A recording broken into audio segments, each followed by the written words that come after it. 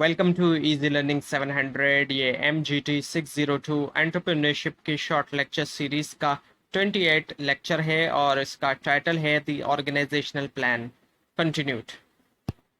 इसमें सबसे पहले है ट्रांसफरेबिलिटी ऑफ इंटरेस्ट, यानी कि इंटरेस्ट किस तरीके से ट्रांसफर्ड होता है। तो जो सोल प्रोप्राइटरशिप है उसमें इजीली ट्रांसफर हो जाता है, डिपेंड करता है ऑनर के ऊपर। एंटरप्रेन्योर यानी कि जो ऑनर होता है उसका राइट होता है कि वो किसी भी एसेट को सेल कर सके। जो लिमिटेड पार्टनरशिप होती है उसके अंदर लिमिटेड पार्टनर्स जो है वो सेल कर सकते हैं अपना इंटरेस्ट किसी भी वक्त जनरल पार्टनर की मर्जी के बगैर, जबकि जो जनरल पार्टनर्स होते हैं वो अपना इंटरेस्ट सेल नहीं कर सकते सिवाय ये कि पार्टनरशिप एग्रीमेंट में ये बात लिखी हो तो। और जो शेयर होते हैं कंपनी के अंदर वो इजीली ट्रांसफरेबल होते हैं बगैर किसी दूसरे शेयर होल्डर की मर्जी के बगैर। और जो एस कॉरपोरेशन होती है उसमें ट्रांसफर जो होता है इंटरेस्ट वो तभी हो सकता है जब बायर जो है वो एक इंडिविजुअल हो, as long as the buyer is an individual. So now the capital requirement, यानी कि कितना जो है वो कैपिटल जो है वो रिक्वायर है। सोल प्रोप्राइटरशिप के अंदर जो कैपिटल होता है वो जो ऑनर होता है वो खुद रेज करता है। वो अपनी पर्सनल प्रॉपर्टी के जरिए भी कैपिटल लेकर आ सकता है, उसको सेल वगैरह करके, या फिर अपने फैमिली फ्रेंड्स वगैरह के जरिए भी ला सकता है। तो ऑनर की ही रिस्पॉन्सिबिलिटी होती है कैपिटल को रेज करने की। सोल प्रोप्राइटरशिप के अंदर पार्टनरशिप के अंदर कैपिटल जो है वो डिपॉजिट करते हैं पार्टनर्स, जितना उनका शेयर होता है उसके मुताबिक।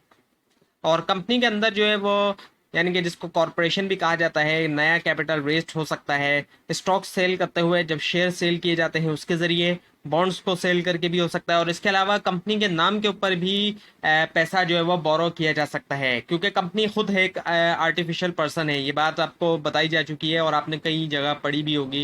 इंट्रोडक्शन टू बिजनेस के कोर्स के अंदर भी आपने ये बात पढ़ी होगी कि कंपनी खुद एक आर्टिफिशियल पर्सन है, खुद एक वो शख्स है एक तरह से।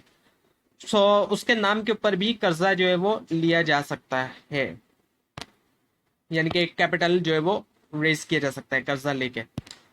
मैनेजमेंट कंट्रोल, अब मैनेजमेंट कंट्रोल जो होता है सोल प्रोप्राइटरशिप के अंदर, तो जो ऑनर होता है उसी का जाहिर बात है ज़्यादातर कंट्रोल होता है, और जो भी वो डिसीजन वगैरह करता है वो पार्टनरशिप के अंदर मेजोरिटी रूल्स करती है, सिवाय ये कि पार्टनरशिप एग्रीमेंट के अंदर कोई और बात लिखी हुई हो। लिमिटेड पार्टनरशिप जो होती है उसके अंदर लिमिटेड पार्टनर्स का कोई कंट्रोल नहीं होता बिजनेस डिसीजन के ऊपर, और जो डे टू डे बिजनेस होता है वो मैनेजमेंट के हाथों में होता है। और जो कॉरपोरेशंस होती हैं, कंपनीज होती हैं, उसके अंदर जो है वो एक सेपरेशन होती है। ऑनर्स अलग होते हैं और जो है वो मैनेजर्स जो है वो अलग होते हैं, और एक पूरा का पूरा जो है वहाँ पे एक स्ट्रक्चर होता है। Now the distribution of profit and loss.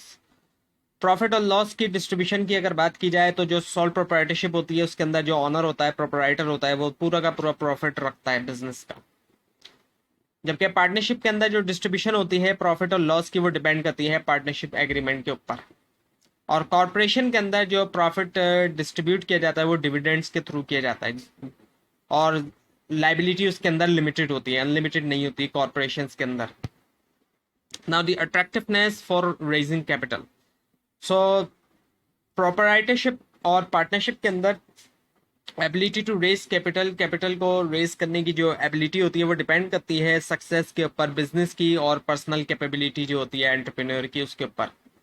और कॉरपोरेशन के अंदर जाहिर बात है लाइबिलिटी जो होती है वो लिमिटेड होती है, इसी वजह से कॉरपोरेशन जो है वो मोस्ट अट्रैक्टिव फॉर्म होती है कैपिटल रेज करने के लिए। तो ये था लेसन नंबर 28, जिसके अंदर आपको मेन पॉइंट्स करवाए गए लेसन नंबर 28 के। आपको अगर कोई क्वेश्चन है इसके बारे में नीचे कमेंट कीजिए, और इस पूरी सीरीज को देखने के लिए इस चैनल को सब्सक्राइब कीजिए।